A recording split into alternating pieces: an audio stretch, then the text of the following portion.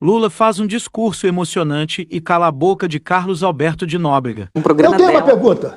Pro Lula? Pro Lula. Ok. O que o senhor me explica que um presidente da República, no dia que recebe o diploma de presidente, chora e diz que é o primeiro diploma que ele recebeu na vida? O homem que não tem um curso ginasial, universitário, contábil, qualquer coisa, ser presidente da República.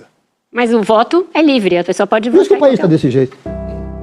Temos dúvidas quanto a isso, mas... Durante um tempo, na história do Brasil, a elite econômica que dirigia esse país não gostava que o povo estudasse.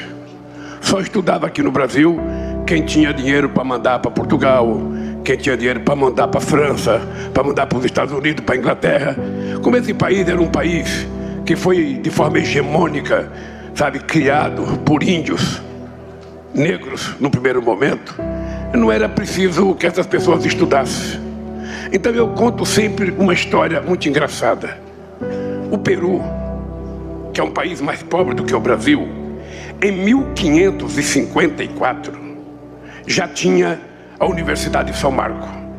Não importa que tipo que era a universidade, mas o Peru tinha a Universidade de São Marco. O Brasil só foi ter a sua primeira universidade em 1920. 420 anos depois da descoberta, a gente foi ter a primeira universidade, que na época era chamada Universidade Brasil. Mas ela não foi criada porque havia preocupação de ter estudantes nas universidades. Ela foi criada porque na época o rei da Bélgica vinha fazer uma visita para o Brasil, e o rei, para visitar um país, era obrigado a receber um título de doutor honoris causa. Então criou-se a universidade para dar um título de doutor honoris causa ao rei da Bélgica. Isso demonstra um pouco o atraso a que a sociedade brasileira foi submetida durante tantos e tantos tempos. É por isso que muitas vezes a gente pega os dados socioeconômicos e a gente vê o Brasil tão atrasado. É por isso que a gente vê que o Brasil tem proporcionalmente menos alunos nas universidades do que o Chile. É por isso que a gente vê que o Brasil tem menos alunos proporcionalmente na universidade do que a Argentina. Porque em 1918, a Argentina já tinha tido em Córdoba a sua primeira reforma universitária. Em 1918. Ela já tinha feito a sua primeira reforma universitária e o Brasil não tinha tido a sua primeira universidade. É só para vocês lembrarem, quando vocês estiverem na frente do espelho xingando alguém e falar que o país é atrasado, para vocês saberem que alguém quis que o país fosse assim. Alguém desejou. Então, quando eu tomei posse, eu não tinha nem diploma universitário e nem o meu vice de Alencar. Mas eu tinha adquirido consciência nas minhas lutas sindicais e no aprendizado que eu tive de que não existe na história da humanidade, e muito menos existia, alguma nação que tivesse se desenvolvido sem antes investir na educação. Ou seja, a educação é definitivamente a base principal pela formação intelectual, profissional e cultural de uma sociedade. E quanto melhor for a educação, mais a sociedade será forte, firme, e a sociedade será uma sociedade mais avançada, mais solidária, mais fraterna e mais humanista, que é o que nós estamos precisando nesse momento nesse país. Um outro aprendizado que eu tive para poder chegar à UNILA é que uma vez, Gleito, eu estava no PT e recebi uma carta do presidente Fidel Castro.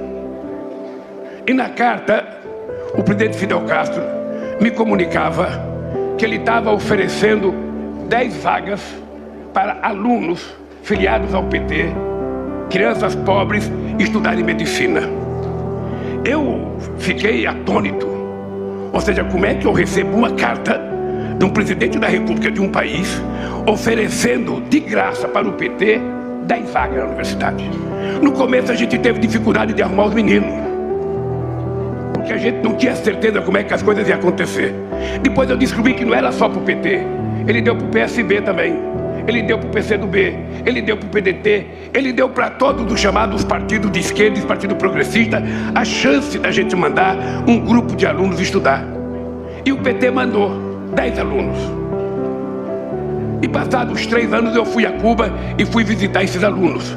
e fui visitar a universidade. E eu fiquei pensando, se um país do tamanho de Pernambuco, porque Cuba tem 110 mil quilômetros quadrados, é igual Pernambuco.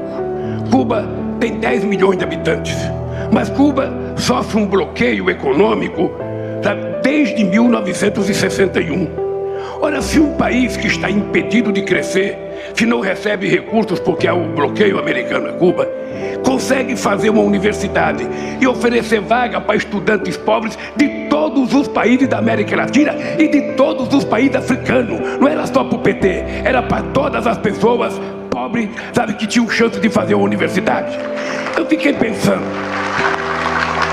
se esse país pequeno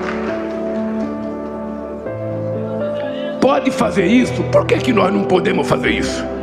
Por que um país do tamanho do Brasil, porque o Brasil não é um país pobre, pobre é o povo, o país é rico, o país tem um potencial extraordinário, mas acontece que a riqueza produzida nesse país nem sempre é distribuída.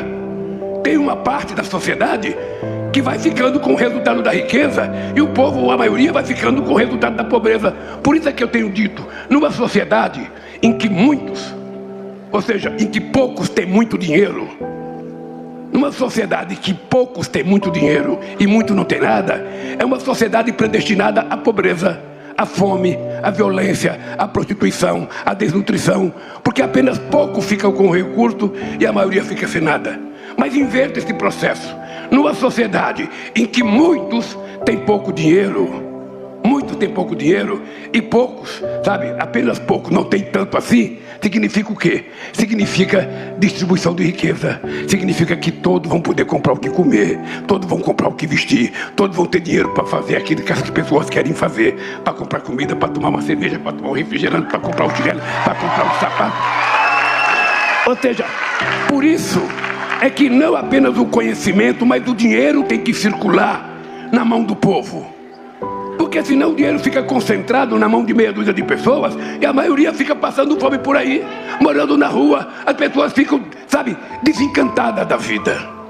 É por isso que eu tomei a decisão de fazer a Universidade Latino-Americana. Para que a gente tivesse tanto a América Latina espanhola e nós aqui, nós somos colonizados. E fomos colonizados 200, 350 anos. Aqui quem decidia as coisas, de um lado era o rei da Espanha e do outro lado o rei de Portugal. A gente não podia muita coisa. A gente não podia. Então eu falei, bom, não é possível que a gente não adquira a consciência de uma nação. Porque uma nação não é o tamanho do país, a fronteira do país, a quantidade de minérios que tem o país, não. Uma nação é medida pela qualidade de vida do povo daquele país. Isso chama-se nação.